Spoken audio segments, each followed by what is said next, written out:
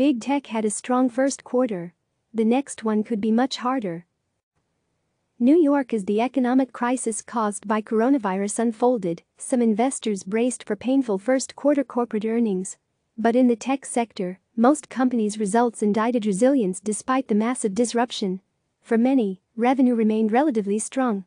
Facebook, FB, Microsoft, MSFT, Apple, AAPL, Amazon, AMZN, and Google, Goog, parent company Alphabet all beat Wall Street analyst sales expectations. Still, it's unclear if the tech giants will be able to sustain that momentum as the pandemic continues.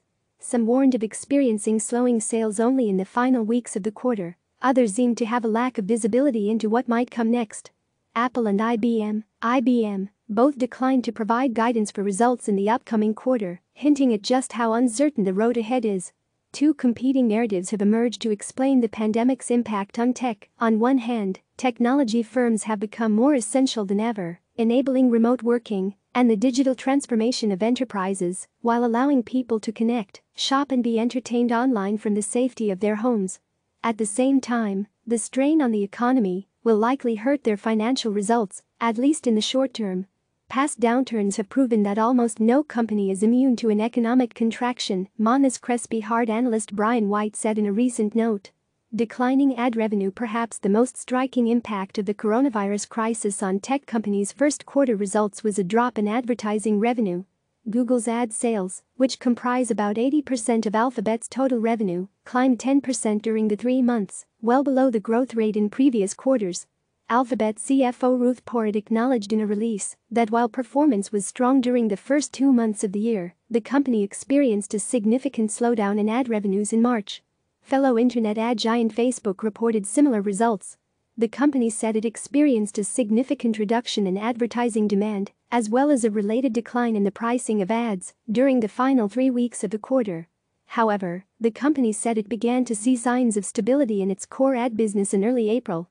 Analysts say the drop in ad sales is not entirely surprising, as advertising demand tends to be closely aligned with trends in the larger economy.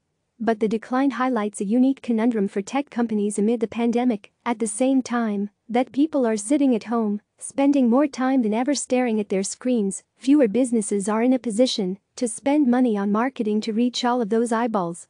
The second quarter could be even more painful. While the effects of the pandemic were really only felt at the very end of the first quarter, it will likely weigh on the entirety of the current quarter, which ends in June. Especially for small and medium-sized businesses, digital advertising is their main channel of marketing, Nucleus research analyst Daniel Ellman said. The last thing they're thinking about right now is digital ad spend. That's going to take a while to come back. One exception could be Amazon. Revenue from Amazon's other division, which consists mostly of ad sales, grew 44% to $3.9 billion during the first quarter. Amazon's ad business was likely helped by the fact that so many people visited the site to stock up on goods during the quarter. Tom Forte, senior research analyst with financial services firm D.A. Davidson, said, "I think the Amazon advertising business is going to grow through this or take a lot of share," Forte said. The cloud plus other enterprise services. On the enterprise services side, an important profit driver for tech firms, many experienced an early boost from the pandemic as people moved to working and attending school from home. Cloud infrastructure is key to many work-from-home experiences, as are remote collaboration tools such as Microsoft Teams. But as the quarter wore on, multiple cloud companies reported a decline in new deals.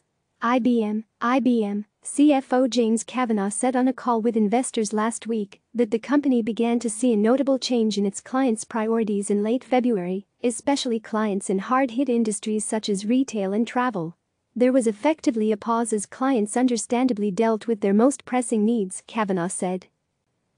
Analysts said that, like with advertising, it's not surprising to see companies pull back spending on enterprise services such as cloud computing during an economic downturn. However, Ellman said cloud companies' core service offerings are likely secure given that many enterprises are planning to continue their remote working policies for months. IBM CEO Arvind Krishna also said he thinks coronavirus will prove a boon to cloud providers. "I believe that what we are going through today, with the shift to remote work, automation, will accelerate our clients' shift to hybrid cloud," Krishna said on the investor call. "This gives me immense confidence in our future. changing consumer habits, and pocketbooks. Facebook, Twitter, TWTR, Snapchat, and Amazon all reported increased usage during the quarter as the platforms became vital social lifelines during the worsening pandemic. But that surge in usage may begin to stabilize as officials lift coronavirus restrictions and life starts to slowly go back to a sort of normal, creating some uncertainty around performance in the coming months. That cocooning phenomenon is likely to end within the next few months as people around the world return to the office again, dine out on occasion, engage in select social gatherings and eventually travel, albeit with increased caution, and in a more challenged economy, White, the Monness Crespi hard analyst, said in a note. For hardware companies like Apple, there's a different concern. Will customers feel comfortable paying hundreds, if not thousands, of dollars for laptops and smartphones if the current economic downturn continues or worsens?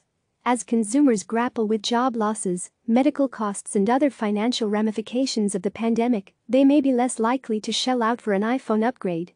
Apple had been counting on this year as a big one for device sales. It has been widely expected to release a 5G-enabled iPhone later this year, a release that some experts think could now be pushed off by weeks or months.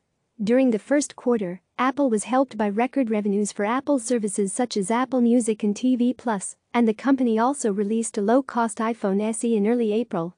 But just how much those offerings buoy the iPhone maker's revenue going forward remains to be seen. Coming consolidation. One silver lining for big tech companies right now, people are more dependent on them than ever before. And after years of having to be on the defense, tech companies are making splashy deals, going after rival platforms, strengthening relationships with DC and working to improve their public image. The pandemic may also result in the biggest tech companies getting even bigger. Funding for smaller technology companies that was widely available in recent years when the economy was thriving will likely dry up as a result of the crisis. And tech giants with ample cash on their balance sheets could take advantage of the opportunity to buy up the intellectual property from smaller firms on the cheap, according to Ellman.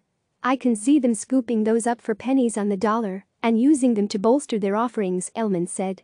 The big tech giants have proven how irreplaceable their platforms are during a crisis like this one, while also donating resources to those in need, White said.